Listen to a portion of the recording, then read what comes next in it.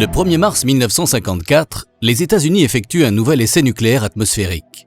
Ils testent ce jour-là une bombe à hydrogène, la bombe H, nom de code Bravo.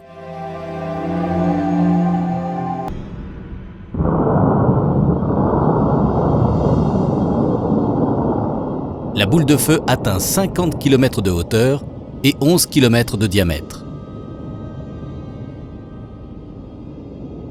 Bravo est 3 fois plus puissant que prévu, 15 mégatonnes, 1000 fois Hiroshima. Et le vent tourne de manière inattendue.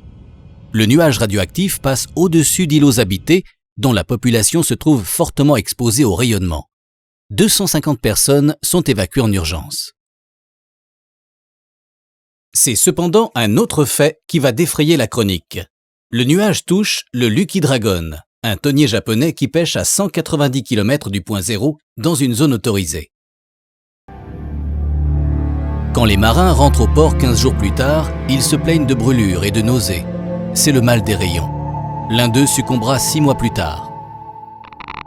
Partout dans le bateau, les compteurs Geiger crépitent.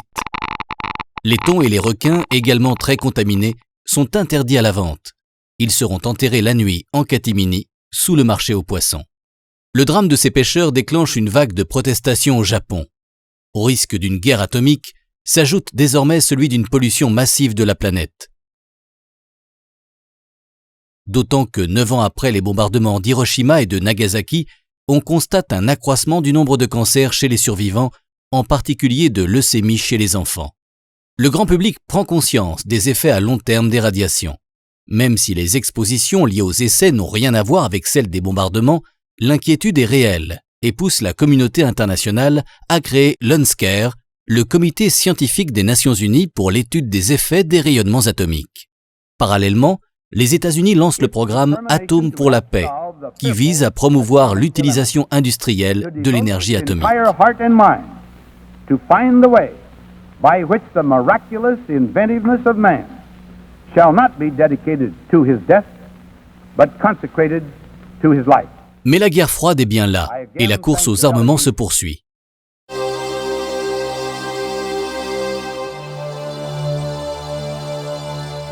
Entre 1945 et 1980, 543 essais nucléaires atmosphériques sont réalisés par la Russie, les États-Unis, la France, la Chine et la Grande-Bretagne. L'essentiel de la puissance est libéré sur une période de 8 ans, 1962 étant l'année record avec 118 essais, un tous les 3 jours. Ensuite, les pays passent progressivement aux essais souterrains pour éviter la pollution de l'atmosphère.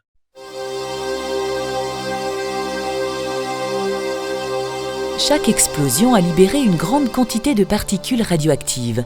Celles injectées dans les basses couches de l'atmosphère sont retombées localement. Celles injectées en altitude ont été entraînées par les vents sur des milliers de kilomètres.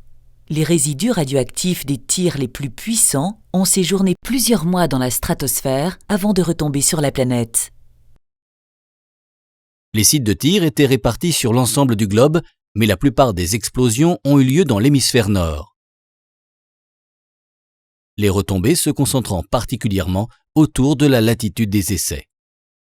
Le territoire français a été touché puisque le site américain du Nevada, le site russe de Semipalatinsk et le site chinois de Lop-Nord sont situés à des latitudes voisines de la nôtre.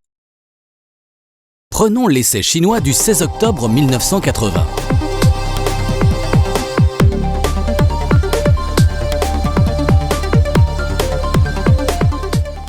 Le nuage radioactif s'est déplacé vers l'est au gré des vents dominants en restant essentiellement entre le 30e et le 50e parallèle.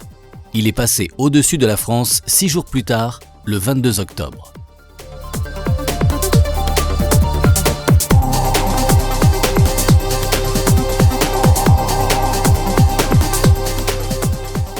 Jusque dans les années 1950, la protection contre les rayonnements, autrement dit la radioprotection, était une affaire de professionnels. Avec la contamination massive de la planète par les essais nucléaires, c'est toute la population qui est concernée. Le grand public est lui-même exposé et doit être protégé. Mais l'homme ne vit pas dans un laboratoire avec des sas et des écrans de plomb. Les éléments radioactifs cheminent jusqu'à lui à travers un système extrêmement complexe et diversifié qui s'appelle l'environnement.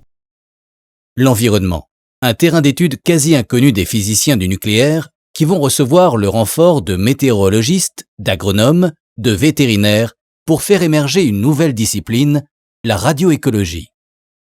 Son objectif, connaître les mécanismes de transfert de la radioactivité jusqu'à l'homme.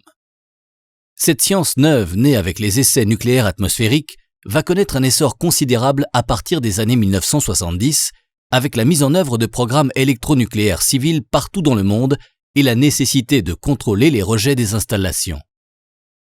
Elle jouera aussi un rôle clé lors de l'accident de Tchernobyl après 1986 pour protéger les populations des territoires contaminés par la catastrophe.